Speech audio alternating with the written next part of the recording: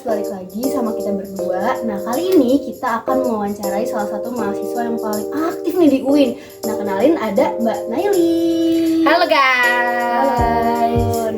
Oke teman-teman, kali ini kita akan bertanya soal komunikasi internasional nih Kak Naili. Nah, pertanyaan pertama ada platform apa sih yang sekarang kan udah zaman digital banget nih. Platform apa yang sering Kak Naili gunakan untuk kayak media sosial sehari-hari gitu Kak?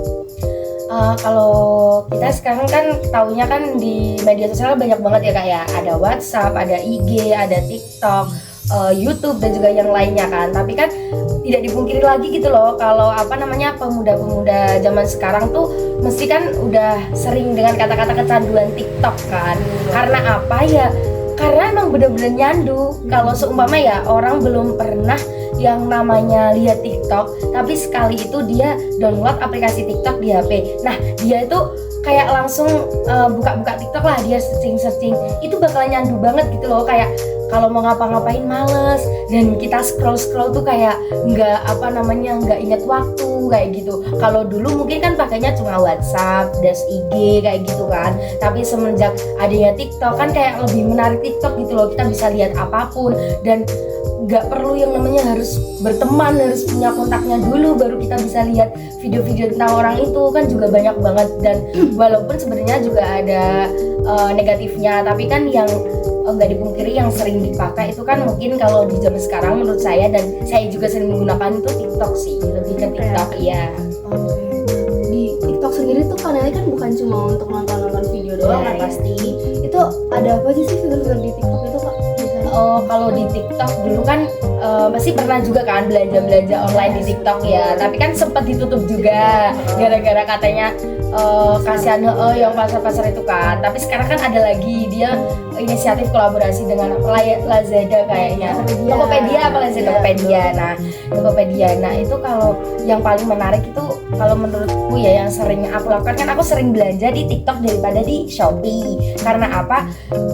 Karena menurutku ya kalau di TikTok tuh lebih banyak kayak bonus-bonus gitu loh. Jadi potongan-potongan harganya itu lebih banyak banget gitu loh. Kalau di Shopee kadang kan harus kita udah punya, biasanya kalau udah jadi silver member atau gold member punya kartu kan baru ada kayak yang potongan-potongan banyak dan tertentu doang kan. Kalau TikTok tuh biasanya setiap barang tuh ada, walaupun cuma 1.000, 3.000 itu ada mesti potongannya. Jadi kan kayak kita mau belanja tuh jadi kayak wah enak gitu ya.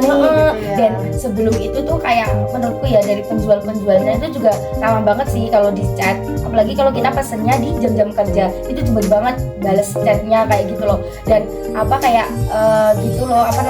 review-reviewnya itu biasanya kayak lebih real di TikTok gitu loh. Kadang di Shopee itu juga ada reviewnya, tapi kan datang bajunya kayak barangnya nggak sesuai ekspektasi yang beli gitu kan. Kalau di TikTok pengalamanku beli apa-apa itu kayak sesuai dengan ekspektasi gitu loh. Dan di TikTok tuh sekarang kayak ada fitur-fitur yang kita bisa ya, kalau orang-orang buat ngedance juga ini kan kayak hiburan tersendiri kan buat orang tersebut.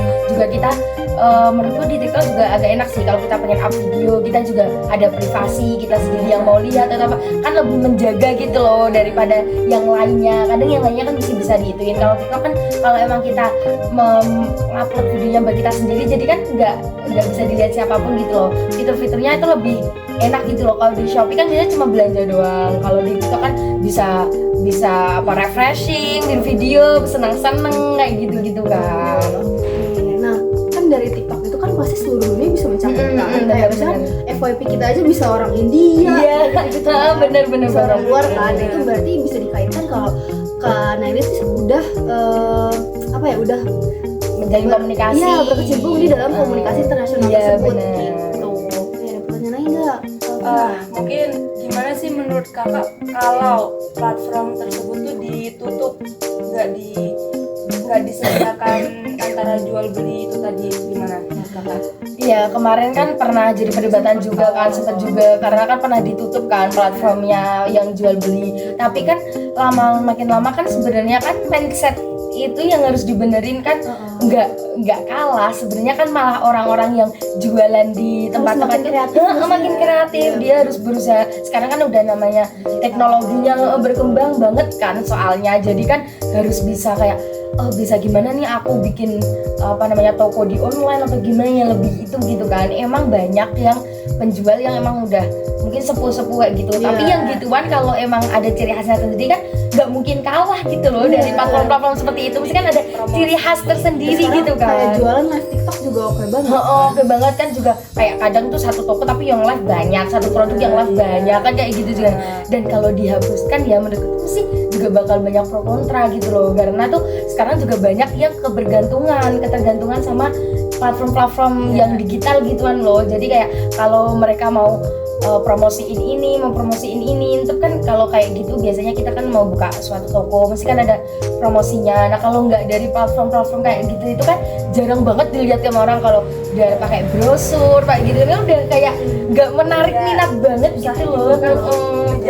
Nah bener, mesti tahunya cuma kayak yang dikasih doang. Kalau buat yang kayak itu kan sekarang kan juga udah ada banyak kayak template buat bikin iklan dimudahkan banget kalau ada platform seperti itu. Kalau nggak ada kan kayak gimana kalau kita mau gini karena kayak gimana. misalkan cuma mengandalkan tradisional doang tapi kayak inovasi terbarunya tuh nggak ada. Nah bener, tetap kalah sama zaman. Namanya juga kan harus globalisasi kan, terus berkembang itu loh. Betul.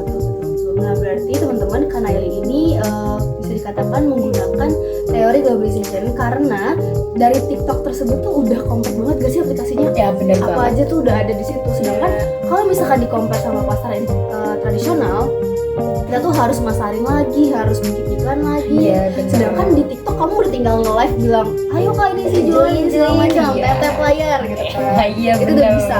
Dan juga bisa nambah penghasilan dari tata layar. Live TikTok kan dapat penghasilan juga. Ada lagi nih Galvina. Mungkin ada dampak-dampak dari penggunaan TikTok, misalkan kayak terlalu konsumtif kak. Jadi kan di dalam aplikasi tersebut kan pasti kayak sekarang ada yang skill gak sih? Iya bener. Kayak apa-apa informasi itu malah gampang, tapi kan itu sama aja kayak menyebarkan apa ya? Sekarang tuh kita lebih terbuka kayak menurut aku. Iya. Kita tuh lebih dijajah sama platform itu sendiri. Bener. Nah, itu dampak menurut kakak tuh kayak gimana? Positif atau negatif?